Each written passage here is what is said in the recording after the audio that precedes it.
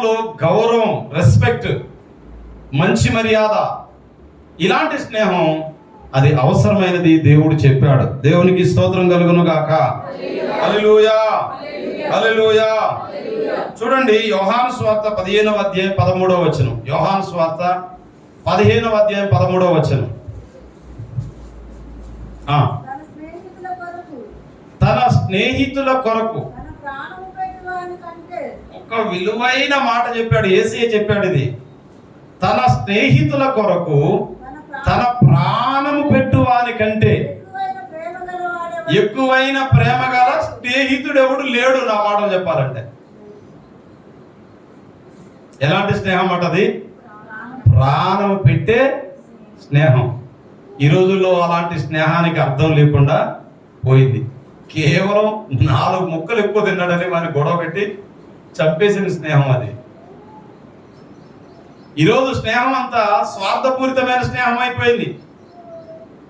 ఈ స్నేహితుడు అనుకుంటాడు వాడిని ఎలా తినాలి అని, ఆ స్నేహితుడు అనుకుంటాడు వీడిని ఎలా తినాలి. ఎలా మనిషిని తింటాం కాదు, వాడు డబ్బు ఎలా ఖర్చు పెట్టాలి, వాడిని ఏ రీతిగా కాజేయాలి, ఏ రీతిగా వాడిని లాజ్ చేయాలి, ఏ రీతిగా ఇది చేయాలి. మంచి స్నేహితుల కొరకు ప్రార్థన చేయండి. ప్రాణం పెట్టగలిగిన స్నేహం అది 2 వైపులు అర్థం చేసుకోండి. నీ కొరకు ఒకడు ప్రాణం పెట్టే పరిస్థితికి రావాలి అని అంటే నీవు కూడా ఒకరి కొరకు ప్రాణం పెట్టేటువంటి స్నేహం చేయాలి. దేవునికి స్తోత్రం కలుగును గాక. దేవునికి స్తోత్రం కలుగును గాక. మీ స్నేహాన్ని ఆత్మీయంగా అంత లోతుల్లోనికి నడిపించండి. మీ స్నేహాన్ని ఆత్మీయంగా అంత లోతుల్లోనికి నడిపించండి. అంత డీప్ ఫ్రెండ్షిప్ చేయండి. లోతైన ఆత్మీయ సహవాసం కలిగి ఉండండి. ఊరికేనే రోడ్డు మీద హాయ్ బాయ్ అనే వాళ్ళు 100 మంది ఉంటారు. నీ కష్టంలో నీ కొరకు నిలబడేవారు కావాలి, నీ నష్టంలో నీ కొరకు నిలబడేవారు కావాలి. నీ కొరకు ప్రాణమే ఇవ్వగలుగుతారంటే దాని అర్థం వారి సమస్తాన్ని నీ కొరకు ఖర్చు చేయగలుగుతారు, త్యాగం చేయగలుగుతారు. దేవునికి మహిమ కలుగును గాక. ఈ ప్రాణ త్యాగం చేసింది ఎవరంటే ప్రభు అయిన యేసుక్రీస్తు వారు. అందు గురించి యేసుక్రీస్తు వారి గురించి రాయబడింది ఏంటంటే పాపులకు ఆయన స్నేహితుడు, భక్తులకు ఆయన స్నేహితుడు, శిష్యులకు ఆయన స్నేహితుడు. మిమ్మల్ని దాసులు అని పిలవక నేను మిమ్మల్ని స్నేహితులని పిలుచుచున్నాను అంటాడు యేసయ్య. మిమ్మల్ని దాసులుగా నేను చూడట్లేదయ్యా, ఫ్రెండ్స్ లాగా చూస్తున్నాను. యేసుక్రీస్తు వారి శిష్యులతో అన్నాడు ఫ్రెండ్స్ అన్నాడు. స్తోత్రం కలుగును గాక. హల్లెలూయా. యేసు ప్రభు వారు ఒక మంచి స్నేహం. ఎంత స్నేహం అంటే ఆ ఫ్రెండ్స్ కొరకు, అంటే ఆ భక్తుల కొరకు శిష్యుల స్నేహితుడు అన్నాడు. అబ్రహాం భక్తుల గురించి రాయబడింది. అబ్రహాము దేవుని, ఎవరు చెప్పరే, అబ్రహాము దేవుని స్నేహితుడట. ఆ స్నేహితుడి గురించి దేవుడు ఏమన్నాడంటే నేను చేయబోనది నీకు నేను దాచేదనా. అంటే స్నేహితుల మధ్య ఏముంటుంది? ఓపెన్ హార్ట్ ఉంటుంది. ఓపెన్ హార్ట్, తెరవబడిన హృదయం. దాపరికాలు ఉండవు, రహస్యాలు ఉండవు. తల్లిదండ్రులకు అన్నదమ్ములకు చెప్పని విషయాలు కూడా స్నేహితులకి చెప్పుకుంటారు. ఈ జంపు జిలానీలు మొత్తం అమ్మాయిలు అబ్బాయిలు జంపులు అయితే ఉంటారు అక్కడక్కడ. వీళ్ళు మొత్తం వీళ్ళకి ఆధారం అండ ఎవరో తెలుసా? మొత్తం వీళ్ళే ఫ్రెండ్స్ అన్నట్టుగా వాళ్ళే. సరే, మరొకటి త్వరగా వెళ్దాం, నాకు బాగా టైం అయిపోతా ఉంటుంది. స్నేహితుడు ఎలా ఉండాలంటే దుర్దశలో కూడా నిలబడేవాడుగా ఉండాలి, మొదటిది. రెండవది, ప్రాణం పెట్టేటువంటి ఆ స్టేజిలోనికి వెళ్ళేటువంటి స్నేహితుడు కావాలి. అటువంటి స్నేహితులు ఎవరు ఉన్నారో లేదో టెస్ట్ చేసుకోండి. నీకు కష్టం వచ్చిందంటే, నీకు కన్నీళ్ళు వచ్చిందంటే, నీకు వ్యాధి వచ్చిందంటే, బాధ వచ్చిందంటే, అన్నదమ్ములు అక్క చెల్లెలు వచ్చినా రాకపోయినా వాళ్ళు రావచ్చు, వాళ్ళతో కూడా బాధ్యత ఉంది. కానీ ముందు నీ స్నేహితుడు, నీ స్నేహితురాలు నీ పక్షాన నిలబడేవారై ఉండాలి. అలాంటి స్నేహాన్ని సంపాదించుకోండి. మిగతా స్నేహం అంతా కొంచెం ఏదో అత్త ఉండి లేని స్నేహం, ఉట్టుట్టి స్నేహం, ఉండి లేని స్నేహం, ఉట్టుట్టి స్నేహం.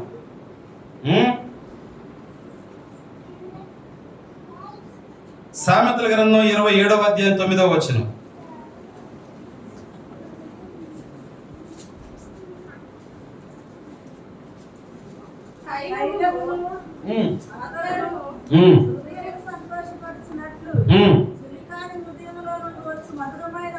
చెలికాడు అని అంటే స్నేహితుడే. స్నేహితుడే మళ్ళా చదవమా. తైలమును అత్తరును హృదయమును సంతోషపరచునట్లు చెలికాని హృదయములో నుండి వచ్చు మాటలు, మధురమైన మాటలు నీ హృదయమును. స్తోత్రం కలుగును గాక, స్తోత్రం కలుగును గాక, స్తోత్రం కలుగును గాక, స్తోత్రం కలుగును గాక. అంటే మంచి స్నేహితుడై ఉండాలి, మంచి సలహాలు ఇచ్చే స్నేహితుడై ఉండాలి, మంచి మాటలు మాట్లాడే స్నేహితులై ఉండాలి. మనం బస్సులో అక్కడక్కడ పోతున్నప్పుడు మన పక్కన ఎవరో ఫోన్ చేసి మాట్లాడుతూ ఉంటారు, బండ బూతులు మాట్లాడుతూ ఉంటారు. ఈ బూతులు మాట్లాడటానికి ఒకటి స్నేహితుడు అనుకో, వాడు ఎలాంటి వాడు ఉంటాడు? వాడు ఇలాంటి వాడే. నువ్వెవరో చెప్తే నీ స్నేహితులు ఎవరో చెప్పొచ్చు అని ఒక డైలాగ్ ఉంది. నీ స్నేహితుడు ఎవరో చెప్తే నువ్వెవరో చెప్పొచ్చు అని ఒక డైలాగ్ కూడా ఉంది. చాలా మంది చెడ్డ సలహాలు ఇచ్చేవాళ్ళు చాలా మంది ఉన్నారు. చెడ్డ సలహాలు ఇచ్చేవారు. దావీదు కుమారుడికి ఒక ఫ్రెండ్ ఉన్నాడు. అది వివరించను, బాగలేదు స్టోరీ అది. దావీదు కుమారునికి ఒక స్నేహితుడు ఉన్నాడు. ఆ స్నేహితుడు దావీదు కుమారునికి చెడ్డ సలహా ఇచ్చాడు. ఏ సలహా? చెడ్డ సలహా. ఇది పోయి తర్వాత చదువుకోండి, నాకు చెప్పడానికి కూడా మంచిగా పెట్టారు. ఇదొకటి చెప్పాను, చాలాసార్లు చెప్పాను. చెడ్డ సలహా ఇచ్చాడు, మంచి సలహా కాదు. ఆ స్నేహితుని సలహా వీడిని చెడు చేయడానికి ప్రోత్సహించింది. కాబట్టి మన స్నేహితులు ఎవరైనా మనకెవరైనా చెడు సలహాలు ఇస్తూ ఉంటే, మోసం చేయొచ్చు, పాపం చేయొచ్చు, అన్యాయం చేయొచ్చు, అక్రమం చేయొచ్చు, దోపిడీ చేయొచ్చు, దౌర్జన్యం చేయొచ్చు. ఇక్కడ ఇల్లందులో మాత్రం కాదు, లేక ఒక ఫోటో స్టూడియో అయినా బాగా అప్పుల పాలయ్యాడు. అప్పుల పాలైతే ఈ డూప్లికేట్ డబ్బులు మార్చేటోడు ఒకటి వీనికి ఫ్రెండ్ ఉన్నాడు. డూప్లికేట్ డబ్బులు, ఒరిజినల్ డబ్బులు కాకుండా వీళ్ళు డూప్లికేట్ వేరే తయారు చేస్తారు కదా. వాడు వచ్చానాడట, మరి కంప్యూటర్ నీ దగ్గరనే ఉంది, ప్రింటర్ నీ దగ్గరనే ఉంది, నీ షాపులు నువ్వు కూర్చుంటావు, 24 గంటలు చూడడానికి నేను చెక్ చేస్తున్నాడురా,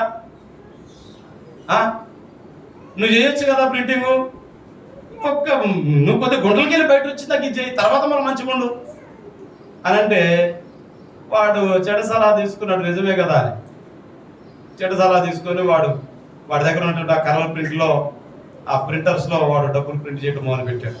గుంట్లోకి వెళ్ళి బయటకు వచ్చాడు. ఆ డబ్బులన్నీ ఆడాడా వీడు మారుస్తున్నాడు. వాడు ప్రింట్ వేస్తున్నాడు, వీడు మారుస్తున్నాడు. అలవాటు పడిన ప్రాణంగా ఆగుతుందా? వాడు తర్వాత కూడా వాటిని కంటిన్యూ చేయడం మొదలుపెట్టాడు.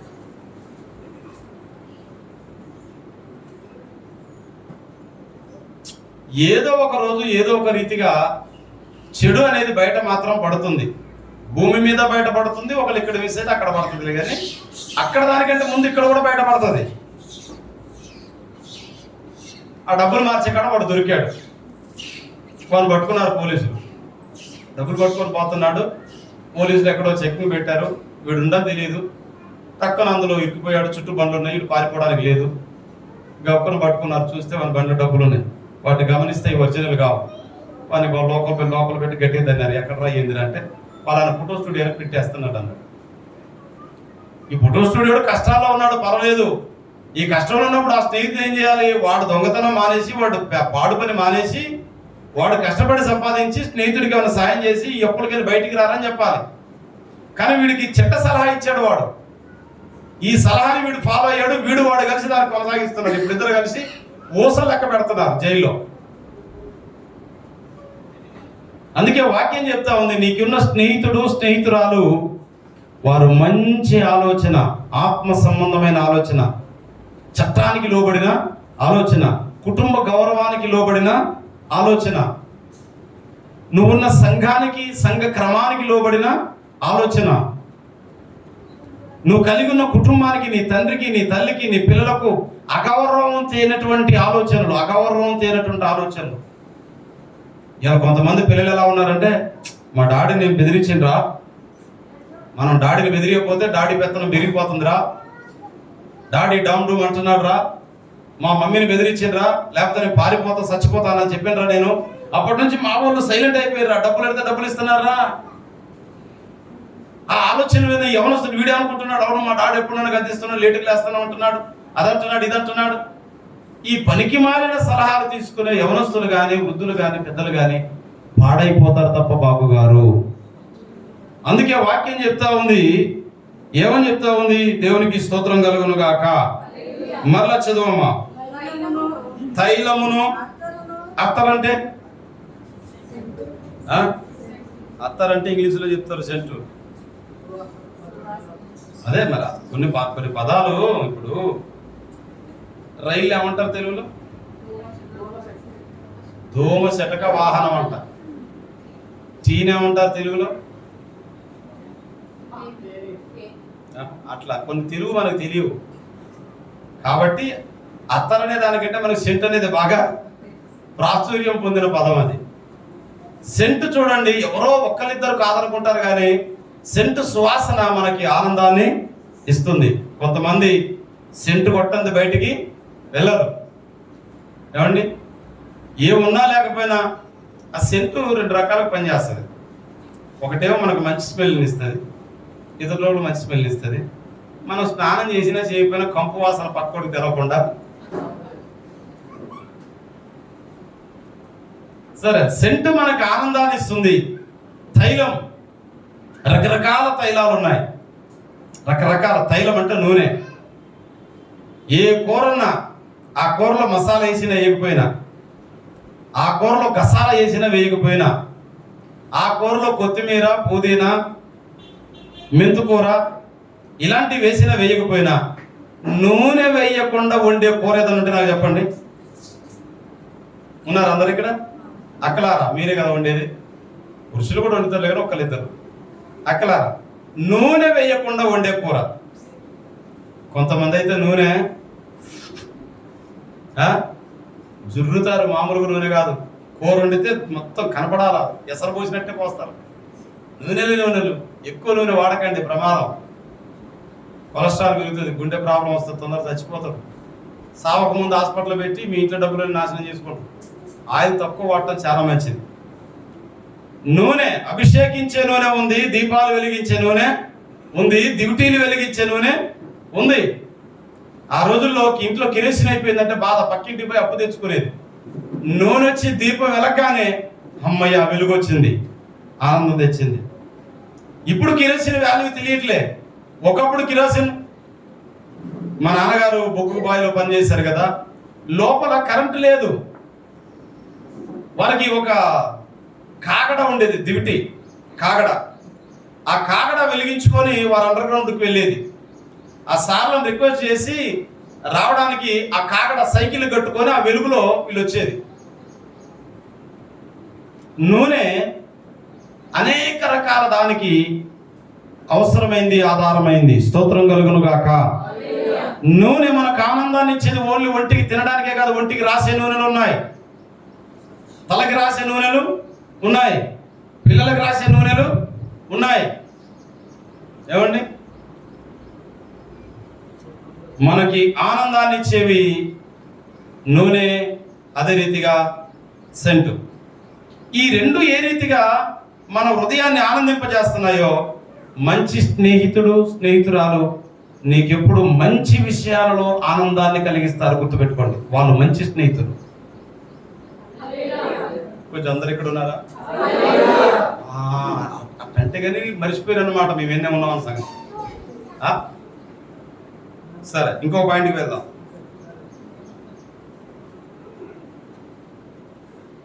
సామెతల గ్రంథం 18:24.